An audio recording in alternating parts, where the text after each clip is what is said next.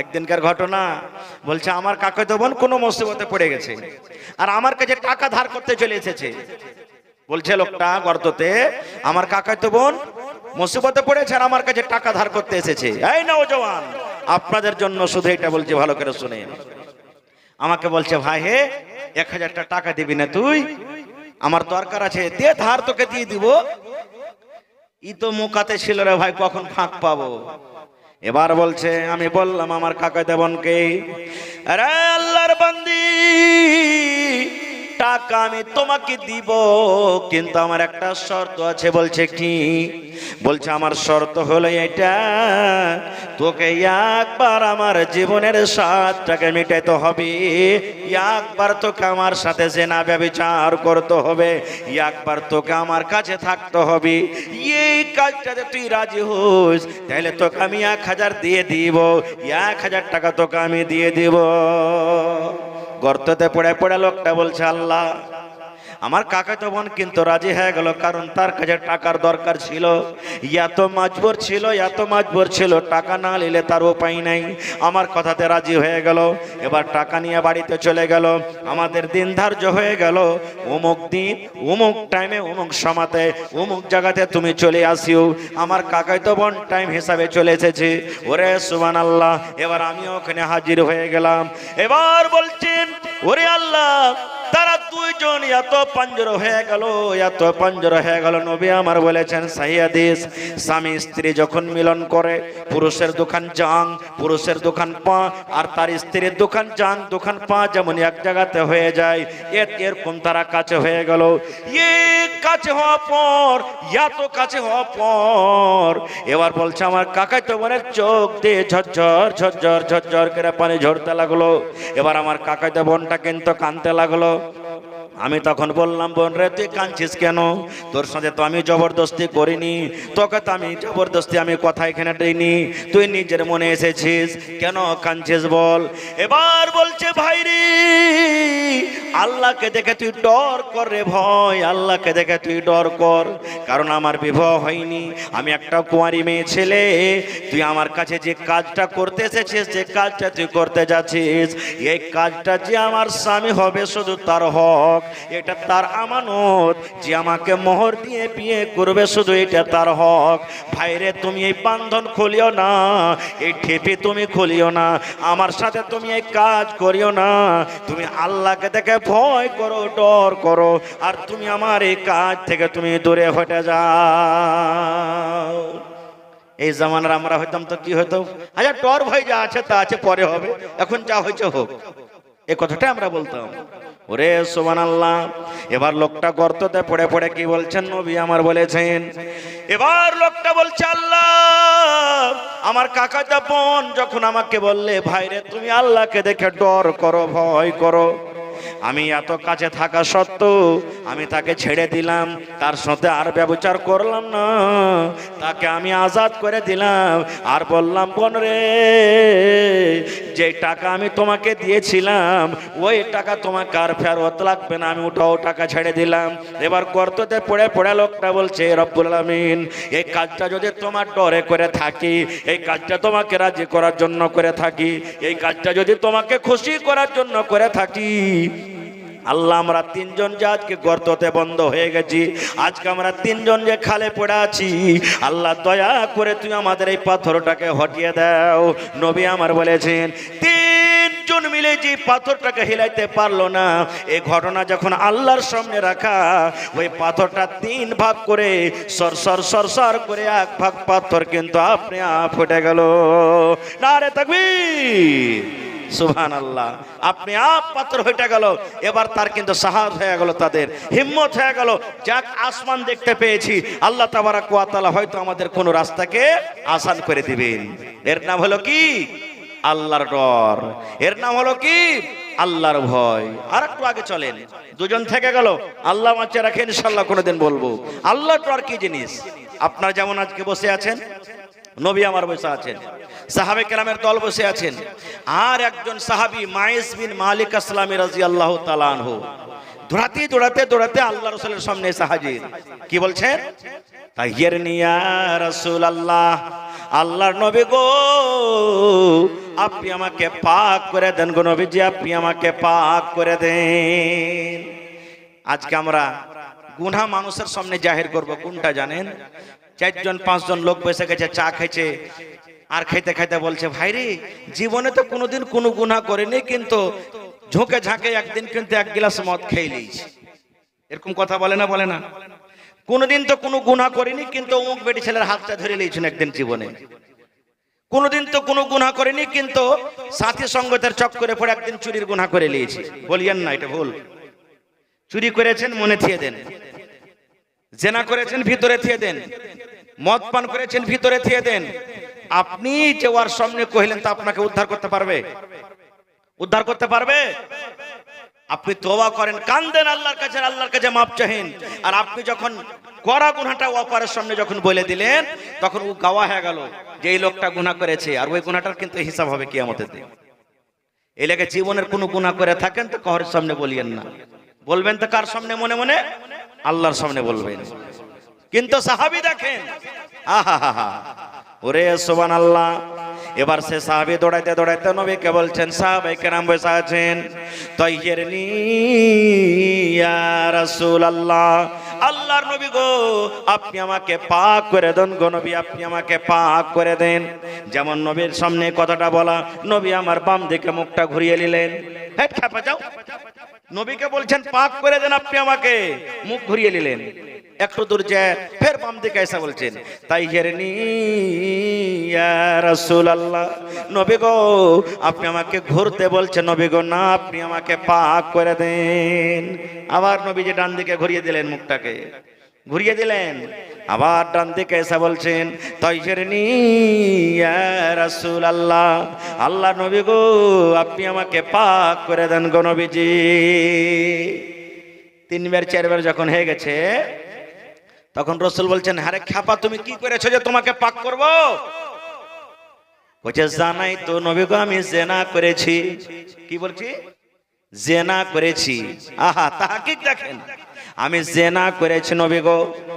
আল্লাহর নবী গো এত বড় পাপ করেছি, আমি গুনাহ করেছি যেটা আল্লাহ ছাড়া হয়তো কেউ মাফ করবে না। আমি এই বোঝে পাপ নিয়ে আমি জমিনের উপরে চলতে পারবো না নবী গো, এই জন্য আমি আপনার কাছে এসেছি। আমি জিনা করেছি নবী গো, আপনি আমাকে পাক করে দেন। এবার রাসূল বলছেন, আহুয়া মাজনুন, তুমি পাগল আছো নাকি? এরকম মানুষ ডাইরেক্ট নবীর দরবারে যদি কবুল করে যে আমি জিনা করেছি, তো শরীয়তি সাজা হবে না? হবে না? তাকে জোরে বলেন, হবে না? হবে না? রাসূল বলেছেন, যদি আল্লাহর কোরআন বলছেন সূরা নূরে দেখবেন, যদি কোনো মানুষ জিনা করে, বিবাহিত, বিয়ে হয়ে গেছে, বেটা ছেলে হোক বেটি ছেলে হোক, বিয়ে হয়ে গেছে, জিনা হয়ে গেছে, তার শাস্তি কি জানেন? পাথর দিয়ে মাইরা মাইরা ওকে শেষ করে দেওয়া, এটাই ওর শাস্তি। আর যদি বিবাহিত লয়, অবিবাহিত বেটা ছেলে বেটি ছেলে জিনা করেছে, ওকে 100 কোড়া মারতে হবে, এখান করে মারতে হবে। আর আমার কি এলাকাতে আপনার দিকে কেমন করে মারছে আল্লাহ জানে। 10 খানটার লিলে বান্ডিল হাতে, আর লিয়ার করে ওই ধুলা ঝাড়া করে 10 বাড়ি দিয়ে দিলে বাস শেষ। এরকমই না হয়েছে জি ভাই? এখন তো ওগুলাও শেষ হয়ে গেছে। আর হিন্দুস্তানে বাস করছি ভাই, একটু বেশি করে মেরে দিলে তো আপনাকে ধরলে চলে যাবে তারপরে দিন। হয়েছে না? হয় না? সব দিকে তো দোষ হয়ে গেছে ভাই আমাদের। দেখেন কত বড় পাপ, কত বড় শাস্তি। ওয়ার মধ্যে কত গলায় এমন মানুষ আছে 10 খান 5 খান করে নিয়েছে, মারতে গেছে, মারতে যাইছে তো যদি 1-2 বাড়ি বেশি করে যদি দেখছে লেগে গেল, ও ও মানে গরু ঠেলছে, ও মানে একটু কম কর না, এত জোরে কি মারতে হয়? এই তো দেখেন আমাদের বিচার আর আমাদের শাস্তি। নবী বলছেন, আহুয়া মাজনুন, তুমি কি পাগল আছো রে, তুমি কি দিবানা আছে? দেখেন কেমন তাহাকি। আর এই জামানার আমরা মানুষ কি খালি যদি দেখেলি যে হবে আবুল কালামের বেটি আর সালমানের বেটা ওই ভুট্টার ভি আইলে কি করছে ওরা? কিচ্ছু দেখেনি, হাল্লা উড়িয়ে দিলে। আরে ভাই আর জানিস সব দেখেনি চোখে চোখে, খালি গল্প করতে দেখেছে, হাল্লা উড়িয়ে দিলে সব দেখেনি। এটাও ঝুট, ভুল এটা। আর তখন বিচার বসে গেল, 10টা মানুষ বেটি ছেলের দিকে, 20টা মানুষ বেটা ছেলের দিকে, টানা চিচিরা শুরু। এবার সব দোষ তখন কার ঘাড়ে গেল? বেটা ছেলের ঘাড়ে চলে গেল। ওর বিয়ে হবে কান করে, ওর 5 লাখ টাকা নিয়ে তখন ওকে দিয়ে দেবো। এরকমই না হয়েছে জি ভাই? এতে রুকবে না, আরো বাড়বে। 5 লাখ জরিমানা করবেন, ওকে করেন একো করেন। কারণ আল্লাহর কোরআন বলছেন যে জেনার কাজটা বেশি বেটি ছেলের তরফ থেকে হয় আগে। বেটি ছেলে যদি নিজের ফাটক না খোলে, দুনিয়ার কোনো বেটা ছেলের মিজাল আছে যে যাবে? কেউ যেতে পারবে না, কারোর মিজাল নেই। খারজা হোক। তাহকিক দেখেন, রাসূল বলছে এই তুমি কি পাগল আছো? বলছেন না নবী গো আমি পাগল নাই। আল্লাহ রাসূল বললেন একজন সাহাবীকে, এর মুখখানা সিংহা দেখো রে, এর মুখখানা সিংহা দেখো তো, এই নাশাটা সাথে করেনি। নাসার হালাতে মানুষ থাকলে পরে মেজাজটা ভালো থাকবে না? থাকবে?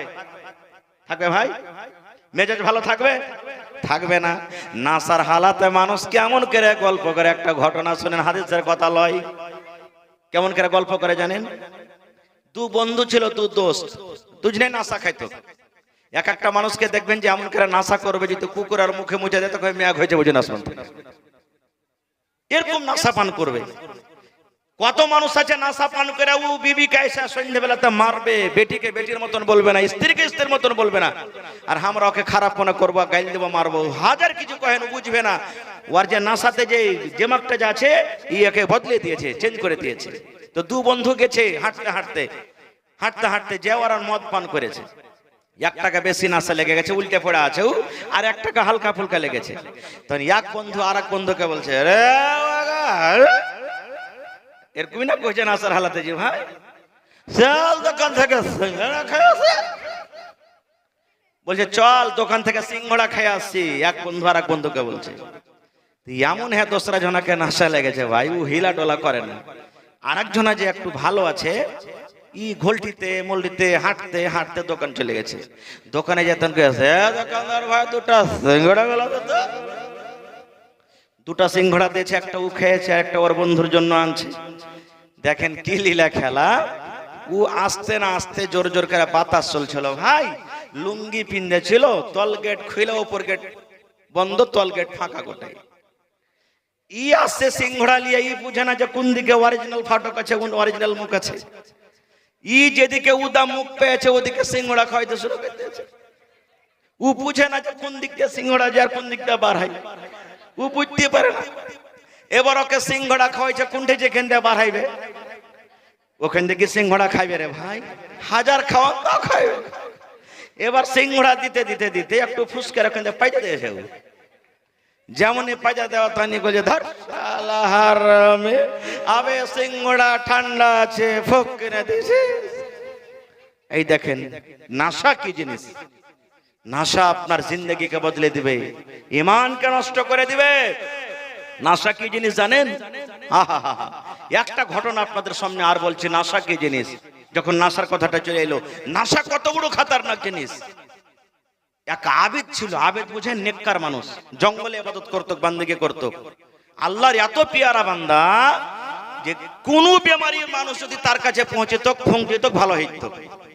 কিছু লোক যারা ছিল ওরকে মনে হাসাদ হয়ে গেল, আরে সব পেশেন্ট ওর কাছে চলে যাচ্ছে, আমার কাছে আসে না, তুই আর নষ্ট করে একে বদনাম কর। কি করবি? এই খুঁজতে খুঁজতে বলছে একটা খুব সুন্দর বেটি ছেলেকে নিয়ে আই। বেটি ছেলেটাকে নিয়ে আসা হলে, নিয়ে আসা পরে বলছে আল্লাহর বান্দি যত টাকা নিবে তোমাকে দিব, কিন্তু ওই আবেদের ঈমানকে নষ্ট করতে হবে, তোমাকে বদনাম করতে হবে। বলছে পাইরে নিব। বলছে কি করতে হবে? বলছে এখানটা তালোয়ার দাও। বেটি ছেলেটা বলছে এখানটা তালোয়ার দাও। এখানটা কি বলছে রে 1 লিটার একটা মদের বোতল দাও, আর একটা তুমি 2-2.5 বছরকার একটা বাচ্চা দাও। কয়টা হলো? 3 জিনিস দিয়ে দাও। আমি দেখো আমার জালে কেমন করে ফাঁসাচ্ছি। 3 জিনিস দিয়ে দিচ্ছে তাকে। এবার বেটি ছেলে হাঁটতে হাঁটতে আবেদের কাছে চলে গেছি। আবেদ নামাজ পড়েছে, নামাজের পর সালাম ফিরে যেমন দেখছে বেটি ছেলে বসে আছে। এইবার আবেদ বলছেন আল্লাহর বান্দি জঙ্গলে কেন, কি তোমার দরকার হয়েছে, কি কারণে তুমি জঙ্গলের ভিতরে এসেছে বলো। এবার আবেদের সামনে মেয়ে ছেলেটা এসে বলছেন, এরে আল্লাহর বান্দা, আল্লাহ রাব্বুল আমিন আমাকে সুন্দর যৌবন দান করেছে রে। আল্লাহ রাব্বুল আমিন সুন্দর আমাকে রূপ দিয়েছে। এই জঙ্গলের ভিতরে কোনো মানুষ নাই, কোনো গা গ্রাম নাই, লোকজন নাই। তুমি এসো আমার সাথে, তুমি একবার মনের সাধটাকে তুমি পূরণ করে নাও। আবেদ বলতে লাগলো, না এটা কাজ করতে পারবো না। আমি যদি এই কাজটা তোমার সাথে করতে যাই, আমার জীবনের আমল নষ্ট হয়ে যাবে, বরবাদ হয়ে যাবে। আমি জীবনের আমলকে নষ্ট করতে চাই না, আমি তোমার সাথে জেনা ব্যভিচার করতে পারবো না। যেমন কথাটা বলা, এবার বেটি ছেলে বলছে, আল্লাহর বান্দা তুমি এ মদের বোতল নিয়ে লাও, আর এই মদ তুমি পান করে লাও, এই মদ তুমি পান করো। আবার আবেদ বলছে, না এটাও করতে পারবো না, মদ পান করা হলো হারাম, শরাব পান করা হলো হারাম, এটাও আমি গুনার কাজ করতে পারবো না। এবার বেটি ছেলে তখন বলছে, আল্লাহর বান্দা যখন তুমি এটাও পারবে না, এই তুমি তালোয়ার নাও, আর তালোয়ার নিয়ে বাচ্চা ছেলেটাকে তুমি কাতাল করে দাও। এবার আবেদ বলছে, আল্লাহর বান্দিরে আমি এটাও কাজ করতে পারবো না, একটা মাসুম বাচ্চাকে আমি কতল করতে পারবো না, একটা মাসুম বাচ্চাকে আমি জবাই করতে পারবো না, এটাও কাজ আমার দ্বারা তো হবে না, এটাও কাজ আমি করতে পারবো না। এবার তখন বেটি ছেলে বলছে, আল্লাহর বান্দা তুমি আমার সাথে জেনাও করতে পারবে না, তুমি মদ পান করতে পারবে না, এই ছেলেটাকে তুমি জবাই করতে পারবে না। এবার তালোয়ার নিয়ে তার গর্দানে ধরিয়ে দিয়ে বলছে, আল্লাহর বান্দারে এই তিনটার মধ্যে যতক্ষণ পর্যন্ত একটাও কাজ তুমি না করবে, আমি এই তালোয়ার দিয়ে তোমার গর্দানটাকে আমি উড়াইয়া দিব। একটা তোমাকে করতে হবে, হয় তুমি মদ পান করো আর আমার সাথে জনা করো, আর না হলে বাচ্চাকে তুমি কাতাল করো, তিনটার মধ্যে একটা করো না, তোমার গর্দান করিয়ে দেব। আবেদের মনে ভয়, তালোয়ার হাতে আছে, বিশ্বাস না মেরে দিতেও পারে। এবার খুঁজতে লাগলো ছোট গুনাহ কোনটা। আপনারা বলেন তো সব থেকে ছোট গুনাহ কোনটা? মদ পান করা না ছেলেটাকে কাতাল করা না জেনা করা, কোনটা গুনাহ সব থেকে ছোট? আপনারা বলেন জেনা করা ছোট গুনাহ, এই ছেলেটা বলেছে। আর বলেন কেউ দারু খাওয়া ছোট গুনাহ, আর বলেন কেউ হ্যাঁ? আচ্ছা আপনারা বলেন তো যারা দারু খায় ওরা কি জেল করে? কিন্তু মার্ডার করে দেন তো জেল চলে যেতে হবে। ও কি ওর বংশ তো জেল যাবে, জামানা যেরকম একটা মার্ডার করে দেখেন খালি, নাকি জেনা করে তো খুব হয়তো 5-10 লাখ টাকা জরিমানা করে দেবে, আর মদ করতে গেলে তো ওটাও খতম। তাহলে কোনটা ছোট গুনাহ হইল? জি, মদ খাওয়াটা ছোট গুনাহ নাকি? এবার কোনটা ছোট গুনাহ শুনেন। এবার আবেদ বলতে লাগলো, আল্লাহ জান আমাকে বাঁচাতে হবে, কিন্তু আমাকে একটা গুনাহ করতে হবে।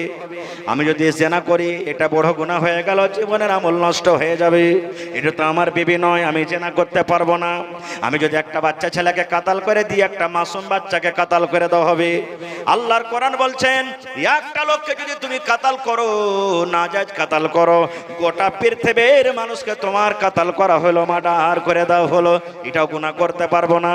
এবার ভাবা চিন্তা করে বলছেন, না রে না, আমি মদ পান করব, কিছু মদ পান করব, কিছু বোতলে থেকে যাবে, আর কিছু আমার পেশাব পায়খানা রাস্তা দিয়ে বের হয়ে যাবে। আমি আল্লাহর দরবারে কানবো, দোয়া করব, আল্লাহ রাব্বুল আমিন আমার এই গুনাহকে মাফ করে দিবেন। এই ভাবা চিন্তা করে বলছে, এই লিসো দাও মদের বোতল দাও।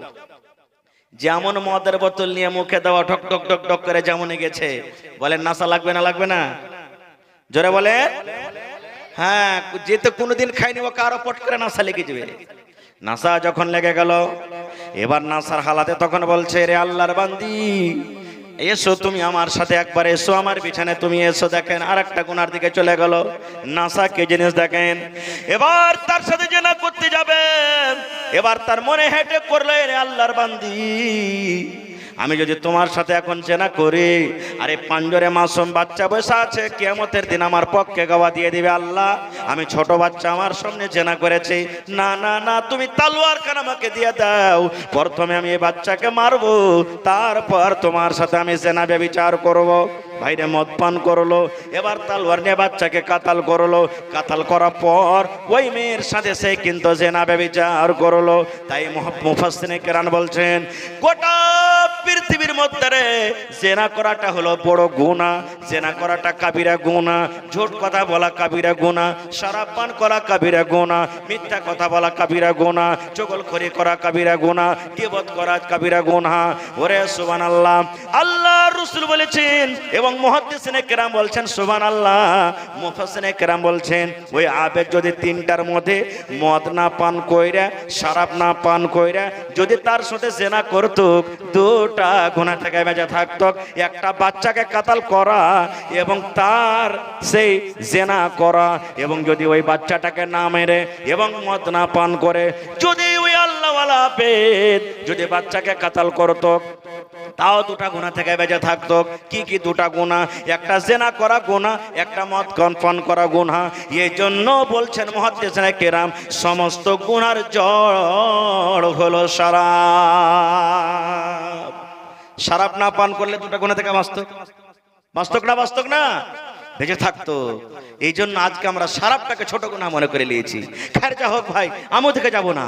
এবার নবী তাকে বলছেন সাহাবীকে, আহু আমাজনুন, এই তুমি কি পাগল আছো নাকি? তুমি যে জিনার কথাটা ডাইরেক্ট আমার সামনে স্বীকার করছো, তুমি পাগল আছো নাকি? সেই সাহাবী বলছেন, ইয়া রাসূলুল্লাহ, আমি পাগল নয় গো নবীজি, আমি পাগল নয়, আমি দিবানা নয়, আমি একটা ভালো মানুষ। নবী আমার একজন সাহাবীকে বলছেন, এর মুখখানটা সিঙ্গে দেখো রে, মুখখানটা সিঙ্গে দেখো তো, এই মদ পান করে এসেছে নাকি, এই শরাব পান করে এসেছে নাকি, মুখখানটা সিঙ্গে দেখো। এবার একজন সাহাবী মুখ সিঙ্গে বলছেন, ইয়া রাসূলুল্লাহ, এই মদ পান করেনি, শরাব পান করেনি, ভালো মানুষ। এবার নবী বলছেন, এই মায়েতকে তোমরা ময়দানে নিয়ে চলে যাও, এই মায়েতকে তোমরা মাঠে নিয়ে চলে যাও, আর একটা পাথর দিয়ে মেরে মেরে মেরে মেরে তোমরা শেষ করে দাও। ওরে সুবহানাল্লাহ, মায়েত কেন রাজি হয়ে গেল? ও জানছে ওরে আল্লাহ, এর নাম হলো আল্লাহর ডর, এটা হলো আল্লাহর ভয়, এর নাম হলো আল্লাহর ডর। মায়েত জানছে নবীর দরবারে যদি আমি কবুল করে নি, আমাকে পাথর দিয়ে মেরে মেরে মেরে মেরে শেষ করে দেওয়া হবে, দুনিয়া থেকে আমাকে বিদায় করে হবে, কিন্তু শুধু আল্লাহর আযাবের ডর, জাহান্নামের ডর এবং আল্লাহর ভয়ে সে কিন্তু ইকরার করে নিল। এর নাম হলো কি? আল্লাহর ডর, আল্লাহর ভয়। আর একটু আগে চলেন, কোরআনে একটা সূরা আছে, সূরা ইউসুফ, শুনেছেন আপনারা? কোরআনে একটা সূরা আছে, সূরা ইউসুফ। দেখবেন বেশি কিছু না করতে পারেন যারা উর্দু পড়িতে জানেন না, হিন্দিতে পাওয়া যাচ্ছে, হিন্দি পড়িতে জানছেন, ইংরেজি পড়িতে জানছেন, সব ভাষাতে কোরআন চলে এসেছে তারজমা। যারা উর্দু জানছেন উর্দু পড়বেন, যারা বাংলা জানছেন বাংলা। ঘটনা খুবই লম্বা, আশা করছি শুনে আছেন। আমি শুধু আমার বিষয়টাকে সামনে রাখার জন্য একটা পয়েন্ট আপনার সামনে বলছি। কোন নবী কে আল্লাহ, কোন নবীকে তার ভাইরা কুয়াতে ফেলেছিল? কথা বলেন। ইউসুফ নবীকে কে ফেলেছিল? আরো জোরে বলেন। তাহলে হাসাদ, ভাইয়ে ভাই হাসাদ হবে, মারপিট হবে, দাঙ্গা হবে, সব দিনই আসছে নাকি? ইয়ার আগে তো আদম নবীর দুটা বেটা হাবিল আর কাবিল লড়াই করেছিল, আর এক ভাই আর এক ভাইকে মার্ডার করে দিলেন। দুনিয়ার সব থেকে প্রথম ইনসান মার্ডার করে মারা গেছে, সেটা হলো কি? আদম নবীর দু বেটা, বড় বেটার নাম কাবিল, ছোট বেটার নাম হাবিল। বড় বেটা কাবিল ছোট ভাই হাবিলকে মেরে দিয়েছে, মার্ডার করে দিয়েছে। ভাইয়ে ভাই হাসাদ চলন সব দিনই আসছে, নেই? যেমনই কুয়াতে ফেললেন, লম্বা ঘটনা, কুয়া থেকে কাফেলারা নিয়ে চলে গেলেন, বাজারে বিক্রি করলেন। আজ যে মিস্ত্রি কিনা বাড়িতে নিয়ে চলে গেলেন, মিশরের বাদশা। বাড়িতে রাখলেন ছোট বাচ্চা, বিবিকে বলছে ওর বাচ্চা টাচ্চা নাই, বলছে এই বিবি জুলাইখা, এই বাচ্চাটাকে বাড়িতে রাখো, আমাদের লাভ হবে, ফয়দা দিবে, আমাদের ছেলে মেয়ে নয়, হইতে পারে আমরা তাকে বেটা বানিয়ে নেব। রেখে দিলেন। আর একটা কথা শুনেন, মেলাই মানুষ দুনিয়াতে এমন আছে যে ছেলে পিলা হয় না, এরকম আছে না নাই? হানা বলেন না, আছে না নাই? তখন ও ভাইয়ের বেটালাই ইয়া বহিনের বেটালাই এরকম লেখি লাইনে, আর লেওয়ার পরে কি করে, ও জমিন রেজিস্ট্রি করে আধার কার্ডে ও নিজের নামটা বসায়। এরকম হয়েছে? হারাম, চলবে না। বেটালিয়া মানুষ করেন মানা নাই, বেটিলিয়া মানুষ করেন মানা নাই, কিন্তু ওর আধার কার্ডে, পেন কার্ডে, সার্টিফিকেটে, ড্রাইভিং লাইসেন্সে, জাতিতে, নিবাসে, সব জিনিসে যেটা অরিজিনাল মা বাপ ওরই নাম বসবে, ওরই নাম বসবে, নাম পাল্টাতে পারবেন না আপনি। আর আমরা যে করছি পাল্টাচ্ছি, এটা হলো শরীয়ত বিরোধী কাজ, ভুল কাজ, এটা করা চলবে না, আমাদের জন্য চলবে না এটা করা। খার যা হোক, আস্তে আস্তে আস্তে আস্তে ইউসুফ বড় হয়ে গেল। আল্লাহ রাসূলের হাদিস, গোটা পৃথিবীতে আল্লাহ তাবারক ওয়া তাআলা অর্ধেক রূপ, অর্ধেক সৌন্দর্য কিয়ামত পর্যন্ত সব মাইলক মদলককে দিয়েছেন, আর অর্ধেক রূপ আল্লাহ ইউসুফ নবীকে একলাই দিয়েছেন। মোবাইলে যদি একটা খালি ভালো বেটি ছেলেগুলাকে দেখতে পাই, মন খারাপ, কত সুন্দর রে, হয়েছে না হয় না? আর আল্লাহ তাবারক ওয়া তাআলা ইউসুফ নবীকে এক লায়াত খালি সুন্দর দিয়েছেন, তাহলে কত সুন্দর হতে পারে, বুঝে দেখেছেন? কত সুন্দর হতে পারে। ওর রূপ দেখে বিবি জুলাইখা পাগল হয়ে গেল, পাগল হয়ে গেল। কেমন করে ইউসুফকে আমার কাছে নিয়ে আসবো? সামনে সামনে ঘুরে তার বাড়িতে থাকে, খায়, পিন্ধে। জুলাইখার মন খারাপ। সূরা ইউসুফ পড়ে দেখবেন, কোনো মিথ্যা কথা বলি না,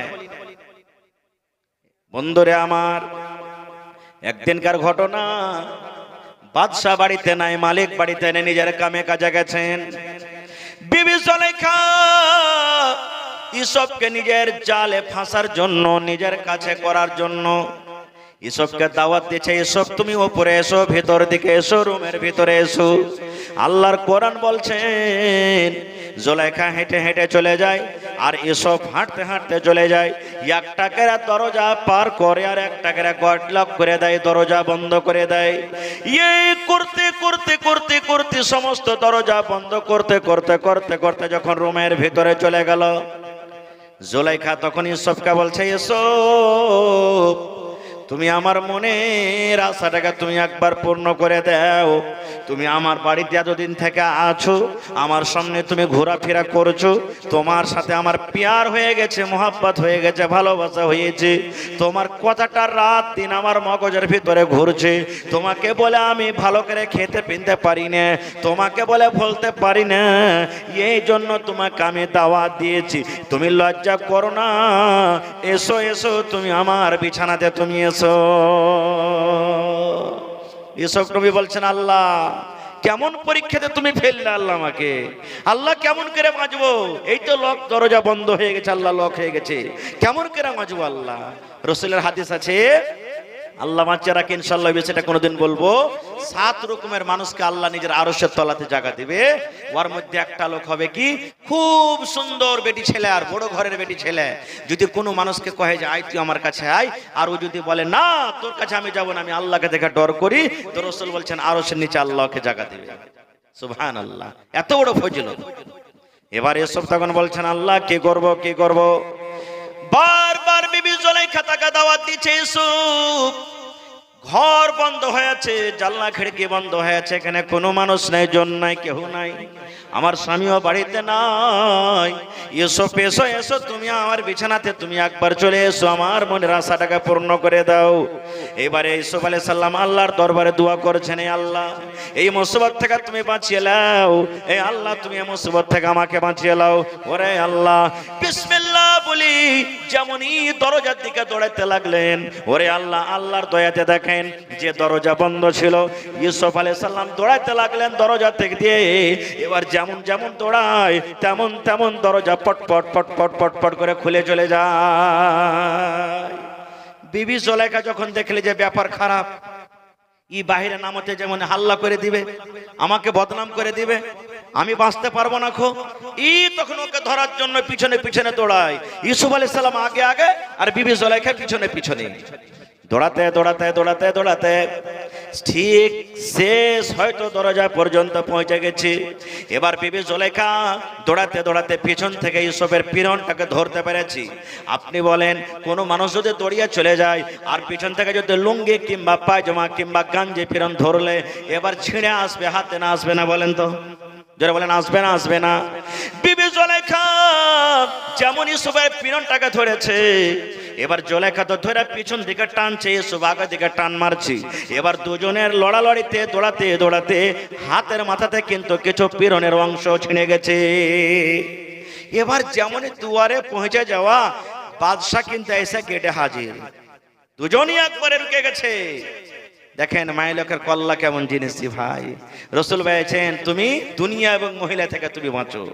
এবারে বিবি জুলেখা দেখছে আমার তো ভুল হয়ে গেছে, আমার স্বামী আমাকে দেখে নিলে আমার তো সব দোষ ঘাড়ে চলে আসবে।